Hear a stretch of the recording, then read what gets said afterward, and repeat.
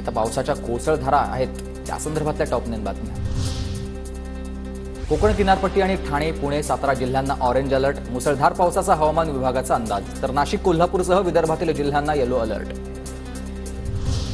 रत्नागिरी जिल्ह्यात पुन्हा मुसळधार पावसाला सुरुवात, सर्वच नद्यांच्या पाणी पातळीत मोठ्या प्रमाणात वाढ। तर पुढील 2 दिवस कोकणाला अतिमुसळधार पावसाचा इशारा। रायगड जिल्ह्यात गेल्या 2 दिवसांपासून पावसाची जोरदार हजेरी, रायगडला पुढील 2 दिवस हवामान खात्याकडून ऑरेंज अलर्ट।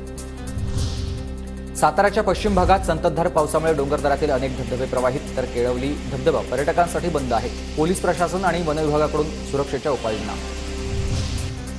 इगतपुरीच्या भाम धरणाच्या माथ्यावर असलेल्या सुनाकडा या धबधबा हा प्रभावित झालाय, तर वर्दळ नसलेल्या रस्त्याच्या कडेला धबधबा असल्यानं त्याचं नाव सुनाकडा असं ठेवण्यात आलं होतं।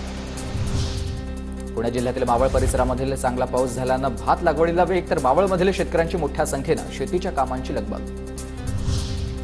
नाशिक मुंबई महामार्गावरील नवीन कसारा घाटामध्ये दरड कोसळली, जेसीबीच्या सहाय्यानं मातीचा ढिगारा दूर करून वाहतूक सुरळीत करण्यात यश।